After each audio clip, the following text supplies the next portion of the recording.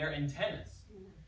So if I want my brain to send a signal to my cell, it can do it two ways. It can send an electronic signal down the spinal cord over the nerve roots to the cell and give it an electrical stimulation, or it can secrete a chemical that will travel through the blood and then the cell will listen to it. There's only two ways your cells respond, neurologically and biochemically. Make sense? It's very clear.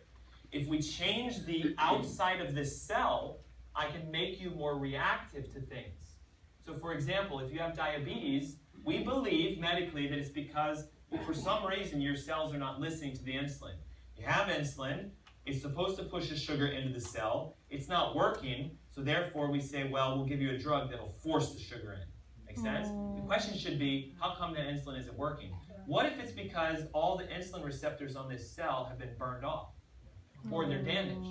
Or there's so much toxic vegetable oil fats around this cell that you can't even listen to it. If you don't know this, your cells are made of a layer of fat. So when we look at the actual outside of the cells, we have DNA, we have all the good stuff on the inside. This is all fat. And the reason that it's fat is it has to keep the water in here from the water in your blood outside. If we didn't have the fat there, you guys would all just poof, you'd all fall apart. So the fat, you understand, like fat keeps water from other areas, yes? So if I have a circular layer of fat, if I eat the right kinds of fats, it will regenerate this membrane. And if I eat the wrong kinds of fats, it causes a toxic inflammatory reaction inside of it. So when they said vegetable oils lead to things like diabetes, it's because it messes up the membrane and then the receptors don't work.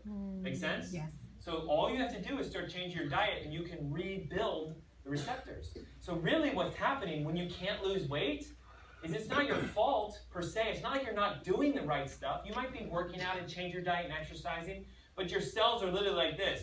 I don't hear anything you're doing. Honestly, I can't hear you at all.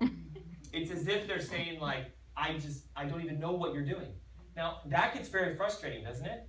Especially for you guys, because you're like, but I'm doing all the right stuff. And then you know what our doctors often say? Well, just do it harder.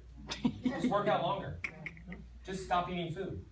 Because their philosophy is, it must be your fault. Does that make sense?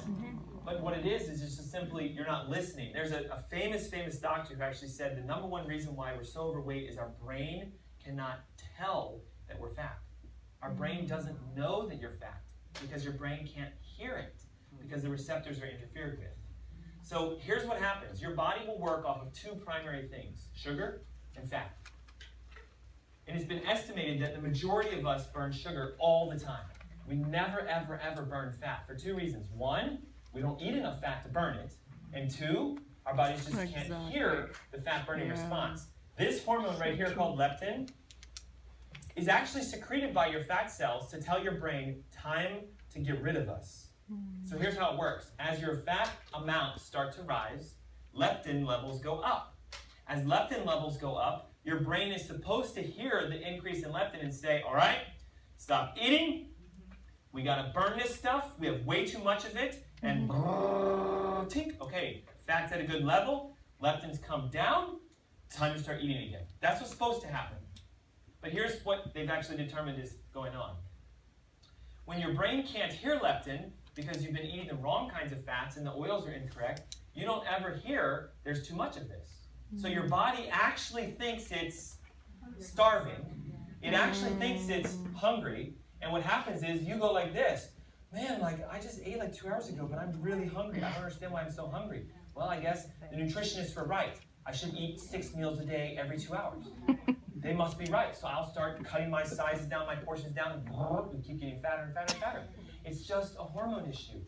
And the hormone issue stems from the fact that you were probably eating the wrong healthy fats to start with, and you weren't eating enough of the good ones to begin with. If we can get leptin under control, leptin makes you lose an average of a pound of fat at night when you sleep.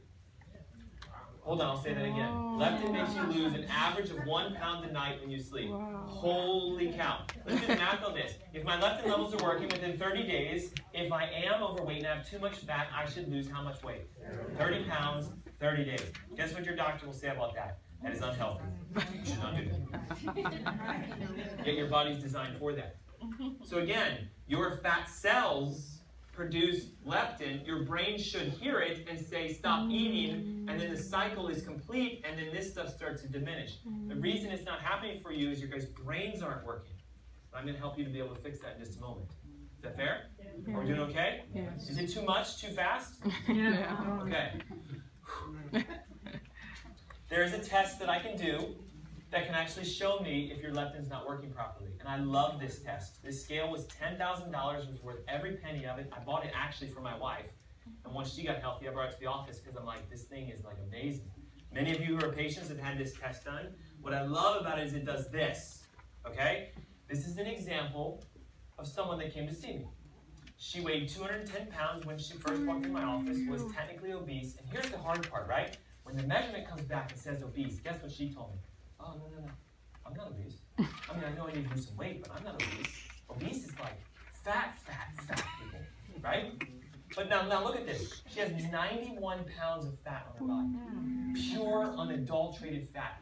The device measures you by running a current through you. It can actually tell me how much of your body is made of fat, how much of it is water, how much of it is protein. Her index for metabolism is 34. If you guys don't know what that means, at a 30, you're obese. 34.9 is very obese. When you hit 40, they actually estimate that you have a disease that is killing you. You just don't know it.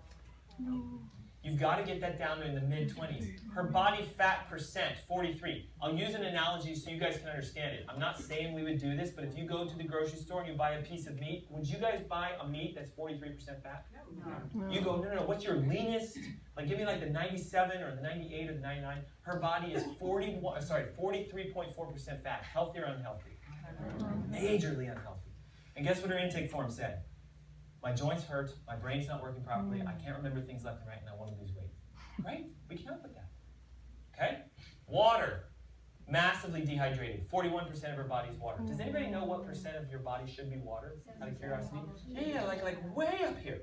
Okay? Chronic dehydration leads to joint pain, memory issues, fatigue, arthritis, all kinds of issues. And what I'm looking at here is a person who has been lied to her whole life. And I asked her to do a little diet diary for me. Ready for this? Breakfast, oatmeal with orange juice. Lunch, salads, crackers, chips. She did pretty good for lunch. Dinner, she's like, well, that's where I kind of fall. She's like, most of the time I go out to eat because I'm really busy, or I'll microwave like a lean cuisine or one of these kind of things. Okay? I have nothing against that kind of diet, but that's somebody who's just uneducated in regards to what they should be doing to eat. So I can run some tests using urine to actually find out, can you burn fat? This is where it gets really cool. Like, I love this stuff. This urine test shows me that her fatty acid metabolism is completely shut off. When you're in this upper zone like this, your body's not burning fat at all. When you're down here, you're burning fat like crazy. It shows me, is she burning sugars? Well, she's doing pretty good. She can burn sugars very well, but she can't burn fats at all. It's a classic sugar-burning human that cannot burn fat. And when I was going over this with her, she's like, I've been to all these doctors. Nobody's ever run this test on me before. Well, you got to get the right tests. Stop guessing. Get tested. Okay? Post-test. What happened? Wow. Pre-test, post-test. Pre-test, post-test. Pre-test, post-test. Burning fat. 6 months. Wow. Look at this. 6 months. 210, 200, 190, 170. She's now down to 150 and some change. Wow. Look at her numbers. Body fat, almost there. BMI down, water's up. Boom. She was on our Facebook page. Cherie, she's a patient of ours. Before picture, 6 months later. In addition to that, off all of her medications, I'm getting goosebumps. Off all of her medications. Literally came up to me and she goes like, no, like, look. You're not just like my doctor, like you have changed my life. She's like, my daughter, like, knows the difference. She's like, I mean, every aspect. Everybody comes up to me and says, how have you done this? What have you done? She's like, honestly, I don't even know. I just ate a lot of fat.